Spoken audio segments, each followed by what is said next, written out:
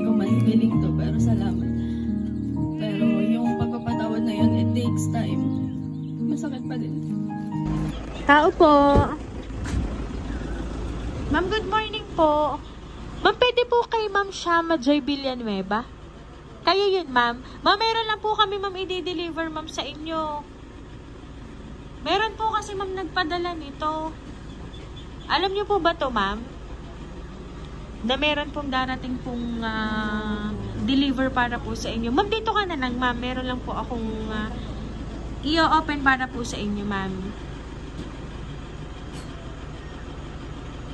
Dito ka na lang, ma'am. Dito ka na lang po, ma'am. Ma'am, i-open ko lang to, ma'am, para po sa iyo, ma'am. Ha, sana po maging happy ka, ma'am. Happy birthday, ma'am. Ma'am, dito ka po, ma'am.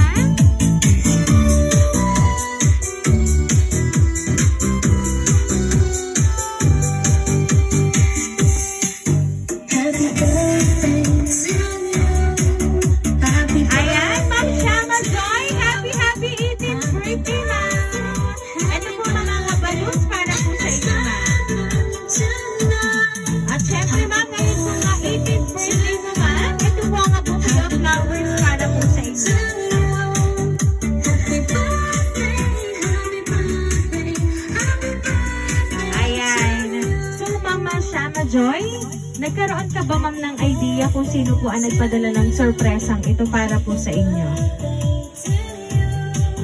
Ayan, wait lang, ma'am, kasi ma'am, meron lang po akong babasahin pong sulat para po sa inyo, ma'am.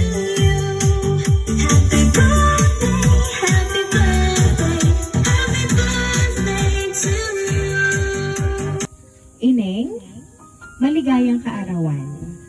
Hindi ko alam kung paano ko sisimulan. Pero sana mag-enjoy ka. Magsaya ka para sa espesyal na araw mo. Huwag mong isipin ang kahit anong problema. Basta, Ineng, nasa legal age ka na. Hindi ka naman namin pwedeng diktahan kung ano ang tama at mali.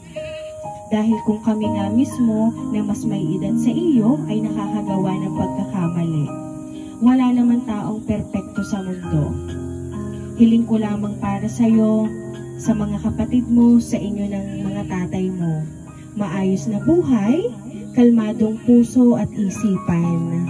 Alam kong marami kang hinahangad, ninanais at pangarap sa buhay. Nakasuporta lang kami hanggat kaya namin ibigay. Salamat sa lahat ng ginagawa mong tulong, pati na rin sa pamilya mo, sa improvement para sa sarili mo. At your age, dapat iniisip mo lamang ang pag-aaral pa, pero gusto mong makatulong at tumayo sa sarili mong mga paa. Sobrang proud kami sa'yo. Di man namin nasasabi na kaharap ka, but this time, sobra pa sa sobra yung pagiging proud namin sa'yo para lamang malaman ng lahat kung gaano ka kagaling at kung gaano ka ka-independent na bata. Mahal kita at mahalaga ka. Sana madaming sana kasama ang mga kapatid mo at sana mabuksan ang mga mata ng puso mo at isipan nyo at maramdaman nyo kung gaano ko kayo kamahal, kung gaano kami handang magsikap ng tatay para sa inyo, para sa pangarap nyo. Dasal ko lamang na palagi para sa inyo kung hindi man ngayon, pero sana wag mahuli ang lahat at dumating yung panahon para mapatawad nyo ako. Kami ng tatay. Hindi namin kayo pinipilit na agad-agad, pero sana paghilumin ni Lord lahat ng sakit at sugat na meron kayo sa puso nyo. Sana mabigyan ako ng chance para maging ina sa inyo. Hindi ko sinasabing pumalit sa mama at mahigitan siya sa pagiging ina sa inyo, pero sana mabigyan ng chance na maiparamdam ko sa inyo ang pagiging ina ko. Walang makakapalit sa mama at walang makakapantay doon. Pero narito ako, narito kami ng tatay para tumayong pangalawang magulang para sa inyo. Alam kong madami kang pangarap, kayo, mga pangarap mo para sa pamilya, para sa tatay. Hindi ako umaasa na maisama mo sa gusto mong marating ng pamilya mo, pero hayaan mo na sana ay maging parte at maging daan at samahan kayo at suportahan kayo para tupadin ang lahat ng yon. Alam ko kahit wala na ang mama, palagi pa rin siyang nakagabay sa inyo. Pero sana makita din ng mama na kahit wala na siya, makita niya na nakangiti pa rin. Kaya haharapin lahat ng hamon sa buhay.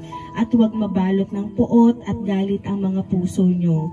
Dahil kung nabubuhay siya, hindi niya gugustuhin na isa man sa inyo ay masama ang kalooban. Alam mo kung gaano kabuti at kabait ang mama. Sana dumating yung panahon na mayakap ulit kita. Mayakap kita ng mahigpit kasi sobrang miss na kita. Miss na rin ni Bebe yung ate Shama niya, lalo na pag nakikita ka niya. Gusto kong maiparamdam sa inyo kung gaano ko kayo kamahal. Wala akong ibang hangad kundi maging maayos ang lahat.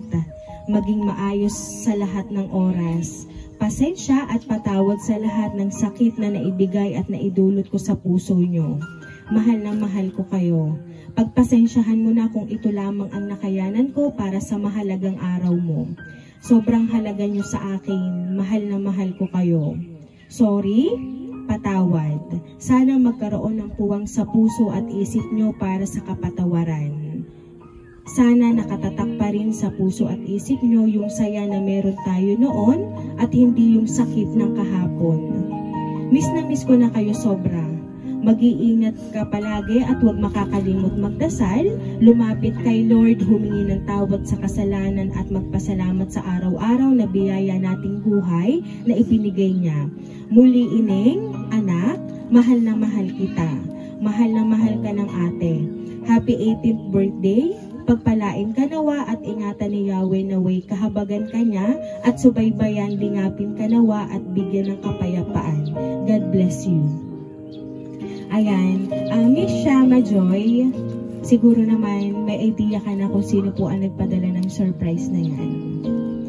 At doon nga po sa sulat, wala po siyang ibang sana kundi sana maging maayos ang lahat para po sa inyo. Kasi sabi niya po sa sulat, mahal na mahal ka po ni ma'am. At gusto niya pong maiparamdam sa inyo ang pagmamahal niya para po sa inyong magkakapatid. Pero anyway ma'am, ano po ba ang gusto niyo pong sabihin para po sa kanya? Kasi ma'am, talagang ikaw ma'am ay sinurpresa niya para maging masaya ang inyong 18th birthday ngayon. Salamat. Hindi ko mahihiling to, pero salamat. Pero yung pagpapatawad na yun, it takes time. Masakit pa din.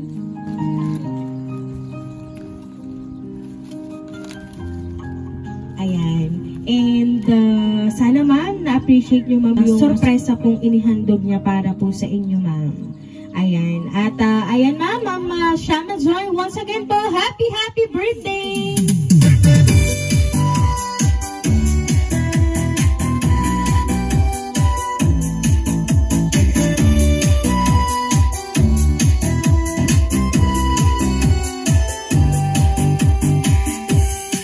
Ayan, Miss Shama Joy, dahil 18th birthday mo ma'am, maawitan ka po namin ng happy birthday.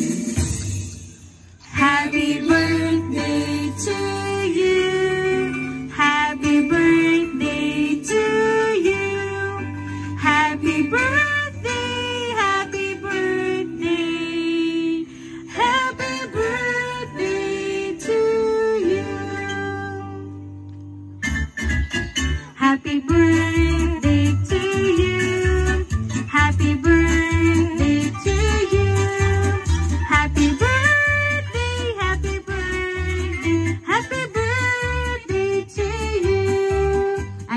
Shama Joy, make a wish on your 18th birthday and then blow your cake, ma'am.